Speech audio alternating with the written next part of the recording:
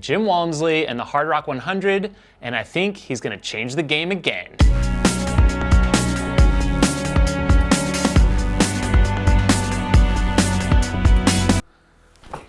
What's up, guys? It's been a little bit of time since I made a video on this channel. To be exact, April 30th was really kind of the last true video we made on here. That was the Helipad Marathon. A lot has happened since then, and I did not want to hit the 3-month mark of no new content on this channel. All right, this is going to be pretty unscripted. I'm just going to jump into what I want to talk about. The very first thing I do want to mention, I couldn't really make this piece of content without talking about this, as I do want to get to this interesting story, but this is quite pressing. So Tommy Rivers Pusey, if you don't know who he is, he's an ultra runner. He's a great member of the running community. He's from Flagstaff, Arizona. He's got family that also runs, his brother Jacob. They are really great marathoners, as well as ultra guys. But he lives in Flagstaff, and he's come down with some sort of pneumonia-like illness. Not sure if it is coronavirus or not, but he has been in the ICU for 3 weeks now. So I just want to send a lot of thoughts to his family, to Tommy himself, as he goes through this. And yeah, I just want to send definitely thoughts his way. He's not doing well at all. So there is a GoFundMe if you want to help out his family. I will link it in the description of this video.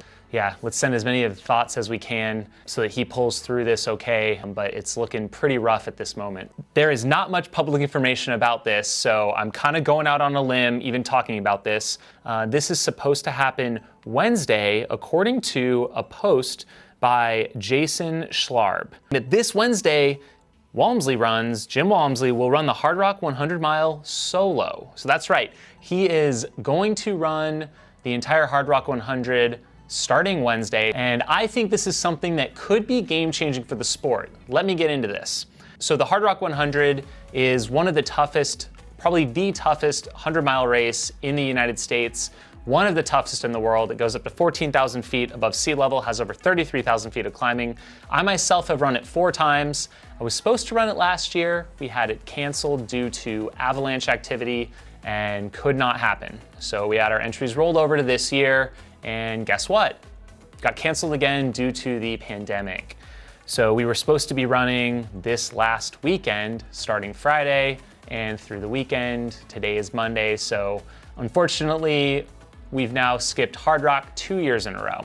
Now this race is hard to get into. There's something like 2,500 applicants for just 145 spots. Jim Walmsley, I don't think he's applied yet, and I'd imagine due to Dale's picks, so there's 5 picks, the race director does have discretion over, he probably would get in if he applied, as he's been up there training over the past few years and part of the Hardrock community.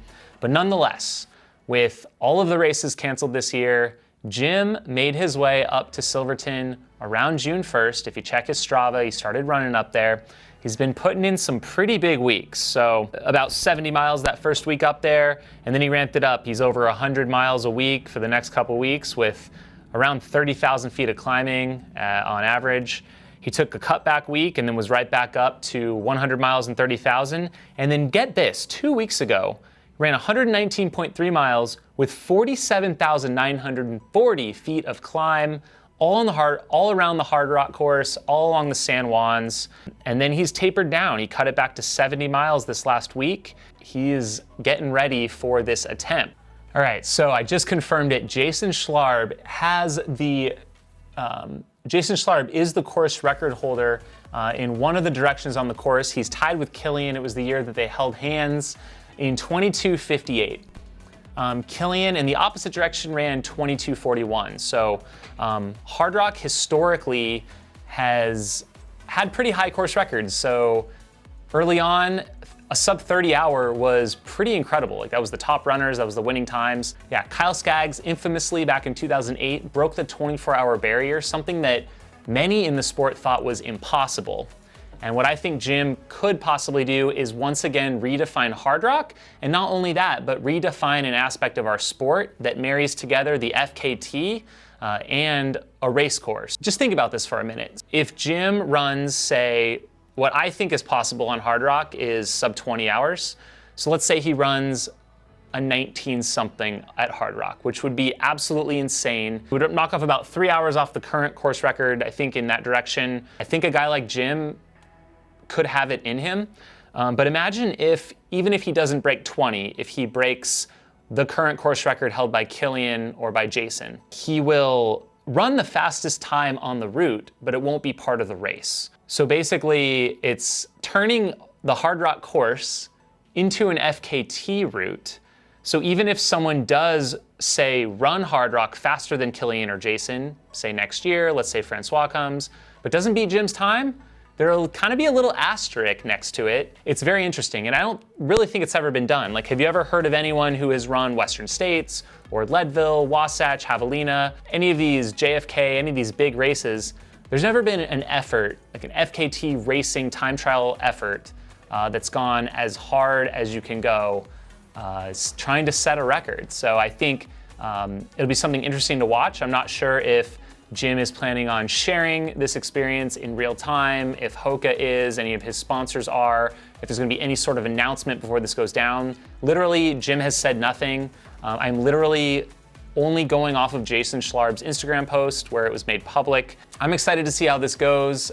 I think it's really interesting and would love to hear what you guys think. What do you think Jim's gonna run? Would love to have you guys comment below with your predicted time. Of course, running Hardrock solo with no aid stations, maybe some crew support, no course markings, that's gonna add a different element and a new twist to it that won't be found on a typical race day.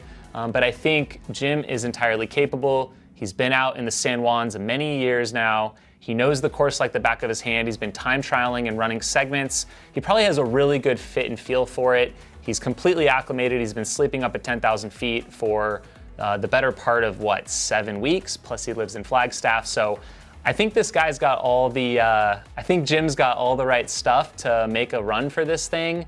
Maybe possibly once again redefine the sport as he's done at Western States, at the 50-mile world record, and many other things along the way. So exciting stuff. Anyways, let me know how you guys are doing.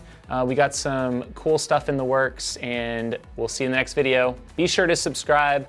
Check out our store to support the channel, and we are now live on Patreon at Steep Life Media. So if you guys want to jump on there, we'll be doing some bonus content. See you in the next video. Bye.